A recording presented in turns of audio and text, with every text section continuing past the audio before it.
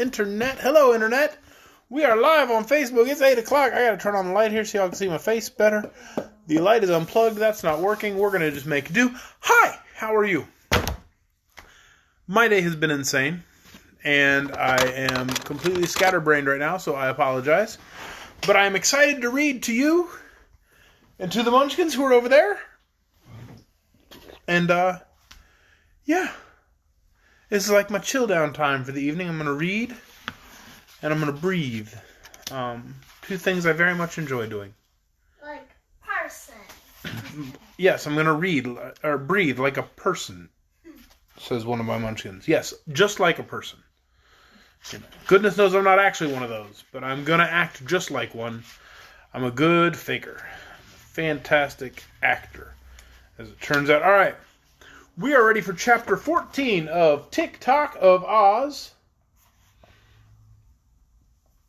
I just realized the back of the book has a picture. I think that's Shaggy Man and Betsy Bobbin getting it's Shaggy Man and Betsy Bobbin getting Tik-Tok after he gets out of the well because he looks like he's wet and dripping. So that's kind of cool. And the front of the book has the mule and Betsy and Tik-Tok on it. And Tik-Tok is holding that giant rifle musket thing that he got because he's the entire army of Oogaboo. So I just now noticed those pictures. Probably should have noticed those pictures before. I've read 13 chapters of this book and have never looked at the front or back covers. Chapter 14 of Tik-Tok of Oz is titled The Long-Eared Hearer Learns by Listening. Long-eared hearer. Hearer is a fun word to say. Hearer. And when last I left you, they were riding on a dragon's back through the tunnel. So let's find out what's going on tonight. In chapter 14, the long-eared hearer coughs up a lung. It's not COVID, I promise. During this time, Ruggedo, the metal monarch and king of the gnomes, was trying to amuse himself in his splendid jeweled cavern. It was hard work for Ruggedo to find amusement today, for all the gnomes were behaving well. Is everything okay? Yeah, I think Who the broke control what? for the blanket just fell on the floor. Kids over there breaking stuff, I swear. So. It was hard work for Ruggedo to find amusement today, for all the gnomes were behaving well, and there was no one to scold or punish. The king had thrown his scepter at Calico 6 times without hitting him once. Not that Calico had done anything wrong. On the contrary, he had obeyed the king in every way but one. He would not stand still when commanded to do so and let the heavy scepter strike him. We can hardly blame Calico for this, and even the cruel Ruggedo forgave him, for he knew very well that if he mashed his royal chamberlain, he could never find another so intelligent and obedient. Calico could make the gnomes work when their king could not, for the gnomes hated Ruggedo, and there were so many thousands of the quaint little underground people that they could easily have rebelled and defied the king had they dared to do so. Sometimes, when Ruggedo abused them worse than usual, they grew sullen and threw down their hammers and picks. Then, however hard the king scolded or whipped them, they would not work until Calico came and begged them to. For Calico was one of themselves, and was as much abused by the king as any gnome in the vast series of caverns. But today all the little people were working industriously at their tasks, and Ruggedo, having nothing to do, was greatly bored. He sent for the long-eared hearer and asked him to listen carefully and report what was going on in the big world. "It seems," said the hearer after listening for a while, "that the women in America have clubs." "Are there spikes in them?" asked Ruggedo, yawning. "I cannot hear any spikes, your majesty," was the reply. "Then their clubs are not as good as my scepter. What else do you hear?" "There's a war." "Pah! There's always a war. What else?" For a time the hearer was silent, bending forward and spreading out his big ears to catch the slightest sound. Then suddenly he said, "Here is an interesting thing, your majesty. These people are arguing as to who shall conquer the metal monarch, seize his treasure, and drive him from his dominions." "What people?" demanded Ruggedo, sitting up straight in his throne. "The ones you threw down the hollow tube." "Where are they now?" "In the same tube coming back this way," said the hearer. Ruggedo got out of his throne and began to pace up and down the cavern. "I wonder what can be done to stop them," he mused. "Well," said the hearer, "if you could turn the tube upside down, they would be falling the other way, your majesty." Ruggedo glared at him wickedly, for it was impossible to turn the tube upside down, and he believed the hearer was slyly poking fun at him. Presently he asked, "How far away are those people now?" "About 9,306 miles, 17 furlongs, 8 feet, and 4 inches, as nearly as I can judge from the sound of their voices," replied the hearer. "Aha! Then it will be some time before they arrive," said Ruggedo. "When they get here, I shall be ready to receive them." He rushed to his gong and pounded it upon it so fiercely that Calico came bounding into the cavern with one shoe off and one shoe on, for he was just dressing himself after a swim in the hot bubbling lake of the underground kingdom. "Calico, those invaders whom we threw in the tube are coming back again."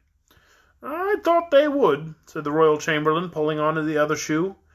"Tititi-Hoochoo would not allow them to remain in his kingdom, of course, and so I've been expecting them back for some time. That was very foolish action of yours, Rug." "What? To throw them down the tube?" "Yes. Tititi-Hoochoo has forbidden us to throw even rubbish into the tube." "Pooh! What do I care for the Jin-Jin?" asked Ruggedo scornfully. "He never leaves his own kingdom, which is on the other side of the world." "True, but he might send someone through the tube to punish you," suggested Calico. "Ha! I'd like to see him do it. Who could conquer my thousands of gnomes?" "Well, we've been conquered before, if I remember right," answered Calico with a Words are hard when my tongue gets in the way. "Well, we've been conquered before, if I remember right," answered Calico with a grin. "Once I saw you running from a little girl named Dorothy and her friends as if you were really afraid." "Well, I was afraid that time," admitted the Gnome King with a deep sigh, "for Dorothy had a yellow hen that had eggs."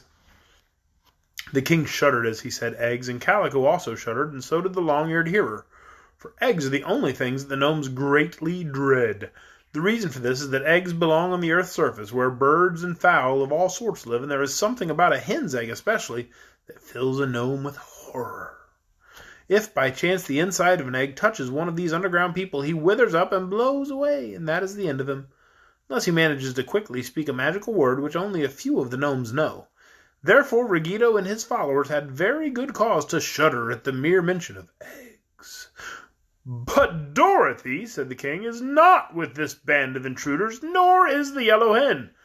As for Tititi-Hoochoo, he has no means of knowing that we are afraid of eggs." "You mustn't be too sure of that," Calico warned him. "Tititi-Hoochoo knows a great many things, being a fairy, and his powers are far superior to any that we can boast." Ruggedo shrugged impatiently and turned to the hearer. "Listen," said he, "and tell me if you hear any eggs roaming through the tube." The long-eared one listened, and then shook his head, but Calico laughed at the king. "No one can hear an egg, your majesty," said he. "The only way to discover the truth is to look through the magic spyglass." "That's it!" cried the king. "Why didn't I think of it before? Look at once, Calico." So Calico went to the spyglass, and by uttering a mumbled charm, he caused the other end of it to twist around, so that it pointed down the opening of the tube. Then he put his eye to the glass and was able to gaze along all the turns and windings of the magic spyglass, then deep into the tube to where our friends were at that time falling. "Dear me!" he exclaimed. "Here comes a dragon!" "A big one?" asked Ruggedo. "A monster, and he has an electric light on the end of his tail, so I can see him very plainly, and the other people are all riding upon his back." "But what about eggs?" inquired the king. Calico looked again. "I see no eggs at all," said he, "but I imagine that the dragon is as dangerous as eggs. Probably Tititi-Hoochoo has sent him here to punish you for dropping those strangers into the forbidden tube. Warned you not to do it, your majesty." This news made the Gnome King anxious. For a few minutes he paced up and down, stroking his long beard and thinking with all his might. After this, he turned to Calico and said, "All the harm a dragon can do is to scratch with his claws and bite with his teeth." "Well, that is not all, but it's quite enough," returned Calico earnestly. "On the other hand, no one can hurt a dragon because he's the toughest creature alive. One flop of his huge tail could smash 1,000 gnomes to pancakes. And with teeth and claws, he could tear even you or me into small bits, so it would be almost impossible to put us together again. Once, a few hundred years ago, while wandering through some of the deserted caverns, I came upon a small piece of a gnome lying on the rocky floor. I asked the piece of gnome what happened to it. Fortunately, the mouth was part of the piece, so the mouth and left eye, I believe. So it was able to tell me that a fierce dragon was the cause. It had attacked the poor gnome and scattered him in every direction, and as there was no friend near to collect his pieces and put them together, they had been separated for a great many years. So you see, your majesty, it is not in good taste to sneer at a dragon." The king had listened attentively to Calico. Said he, "It will only be necessary to chain this dragon with Titi-Hoochoo sent here, in order to prevent his reaching us with his claws and teeth." "He also breathes flames?" Calico reminded him. "My gnomes are not afraid of fire, nor am I," said Ruggedo. "Well, how about the army of Oogaboo?" 16 cowardly officers and Tik-Tok. Why, I could defeat them single-handed, but I won't try to. I'll summon my army of gnomes to drive the invaders out of my territory, and if we catch any of them, I intend to stick needles into them until they hop with pain." "I do hope you won't hurt the girls," said Calico. "I'll hurt 'em all!" roared the angry metal monarch. "And that braying mule I'll make into hoof soup. Feed it to my gnomes, and they may add to their strength." "Why not be good to the strangers and release your prisoner, the Shaggy Man's brother?" "Never!" "It may save you a lot of annoyance, and you don't want the ugly one." "I don't want him, that's true, but I won't allow anybody to order me around. I'm the king of the gnomes, and I'm the metal monarch, and I shall do as I please, and what I please, and when I please." With this speech, Ruggedo threw his scepter at Calico's head, aiming it so well that the royal chamberlain had to fall flat upon the floor in order to escape it. But the hearer did not see the scepter coming, and it swept past his head so closely that it broke off the tip of one of his long ears. He gave a dreadful yell that quite startled Ruggedo, and the king was sorry for the accident because those long ears of the hearer were really valuable to him.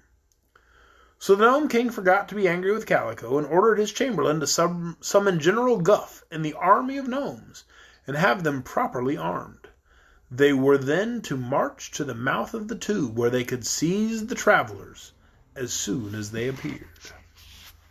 And that is the end of chapter 14, The Long-Eared Hearer Learns by Listening. Tomorrow is chapter 15. I'm going to have to record it early because I'll be at the church tomorrow night at 8. So I'll probably record it in the van while I'm waiting on the middle munchkin to get done with gymnastics. Tomorrow, chapter 15, the dragon defies danger. Danger is my middle name. I don't know. I just felt like saying that. Good night, everyone. I do hope you'll join us again tomorrow night